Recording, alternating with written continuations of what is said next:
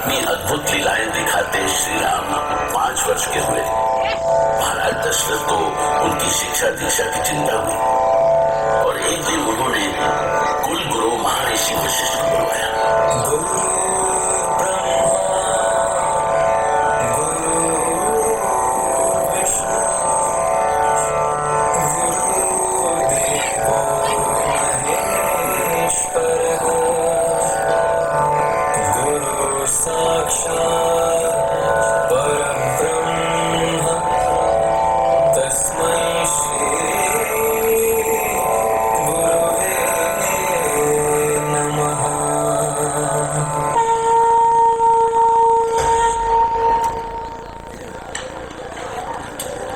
गुरुदेव पधारिए, आपके आगमन से हम धन्य हुए। कहिए महाराज दशरथ, हमें किस विशेष कार्य से बुलाया? हमारे चारों पुत्र बड़े हुए हैं गुरुदेव। तो आप कुमारों की शिक्षा दीक्षा के लिए चिंतित है महाराज? आपके होते चिंता कैसी गुरुदेव, बस अब आप चारों कुमारों की शिक्षा आरंभ करें। अवश्य महाराज, मैं तो आपसे कहने ही वाला था कि अब कुमार शिक्षा के योग्य हो गए हैं। लीजिए, राम तो आ भी गए। पिताश्री पिताश्री, ये देखिए पिताश्री, ये है मेरा धनुष। हाँ, बहुत सुंदर। देखा गुरुदेव, कौशल्या प्रिय राम अभी से धनुष धारण करने लगे। उधर देखिए महाराज, राम के साथ दूसरे भाई भी धनुष लिए चले आ रहे हैं। लगता है जैसा राम करते हैं उन्हें देखकर दूसरे भाई भी वैसा ही करते हैं। आपने सच कहा गुरुदेव, राम में ही इनके प्राण बसते हैं। देखिए पिताश्री, मेरा धनुष कितना अच्छा है ना? नहीं लक्ष्मण, मेरा अच्छा है। देखिए पिताश्री, सबसे अच्छा मेरा है भरत भैया, ये देखिए। शत्रुघ्न, तुम तो धनुष पर प्रत्यंचा चढ़ाना भी सीख गए। तो अब तुम सबको धनुष चलाना भी सीखना होगा। गुरुदेव कल से ही तुम सबको अस्त्र शस्त्र की आरंभिक शिक्षा देना शुरू करेंगे।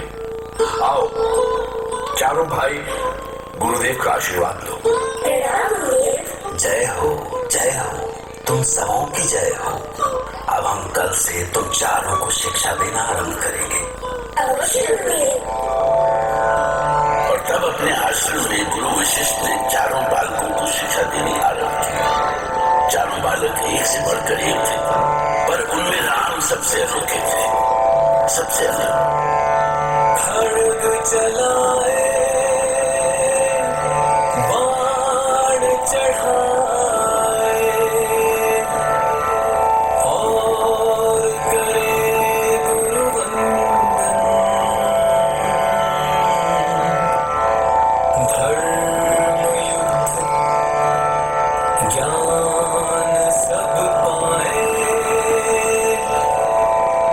चारों दशरथ नंदन। तुम सभी ने लक्ष्य साधना सीख लिया है।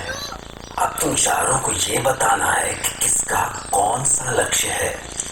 पहले शत्रुघ्न को उत्तर देने दो। गुरुदेव, मेरा लक्ष्य मेरे शत्रु है। मैं अपने सारे शत्रुओं को मार डालूंगा। ठीक है, ठीक है, तुम बताओ भरत। प्रजा को जो दुख देगा वो मेरा लक्ष्य होगा गुरुदेव। और तुम बताओ लक्ष्मण। जो हम पर बुरी दृष्टि रखेगा, मैं लक्ष्मण उसे नहीं छोड़ूंगा गुरुदेव, उसका वध कर दूंगा।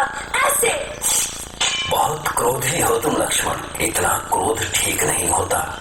जानते हो, क्रोध में कोई भी उचित निर्णय नहीं ले पाता है। अब तुम बताओ राम। मैं अपने लक्ष्य के बारे में समय के अनुसार सोचूंगा गुरुदेव। यदि बातचीत से ही हमारा कार्य हो जाएगा तो मैं धनुष का प्रयोग नहीं करूंगा।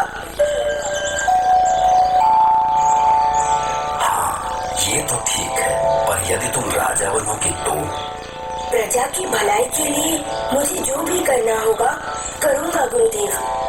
उसके लिए चाहे मुझे किसी भी संकट का सामना क्यों न करना पड़े। मैं तुम सभी के उत्तर से प्रसन्न हुआ।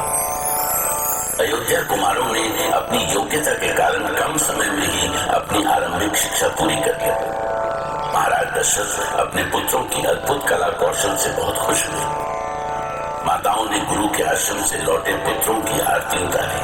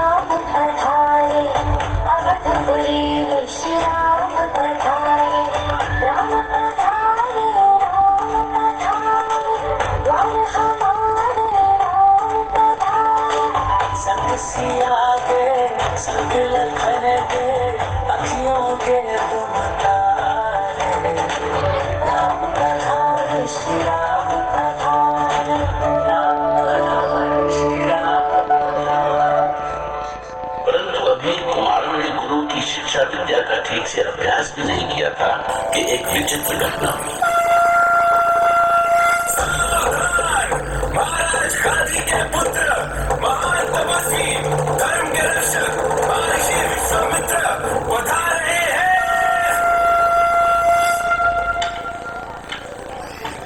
अयोध्या नरेश महाराज दशरथ की जय हो। पधारिए महर्षि, आप बड़े शुभ समय पर आए हैं। आपके आशीर्वाद से सारी अयोध्या का हित होगा। हम तो सारे संसार का हित करने की इच्छा से यहाँ आए हैं महाराज। आपके कुमार की अद्भुत योग्यता किसी से छुपी नहीं है। उन पर आप जैसे ऋषियों की कृपा जो है ऋषिवर, कहिए हम आपकी क्या सेवा कर सकते हैं? सेवा के पूर्व हम आपसे वचन लेना चाहते हैं महाराज। कैसा वचन महर्षि? आप जैसे महर्षियों की सेवा में ही ये सूर्यवंशी दशरथ अपने प्राण भी दे सकता है, और ईश्वर की कृपा से अयोध्या राज के पास धन वैभव की कोई कमी नहीं है। धन वैभव की बातें करके हमें लज्जित ना करें महाराज। हम ऋषियों के लिए धन संपत्ति का क्या मोल? फिर आप क्या चाहते हैं महर्षि? आप वचन दें कि आप मेरी इच्छा को ना नहीं करेंगे। ठीक है, मैं वचन देता हूं। तो सुनिए महाराज, हमें अपने यज्ञ की रक्षा के लिए आपके पुत्र राम और लक्ष्मण दोनों चाहिए।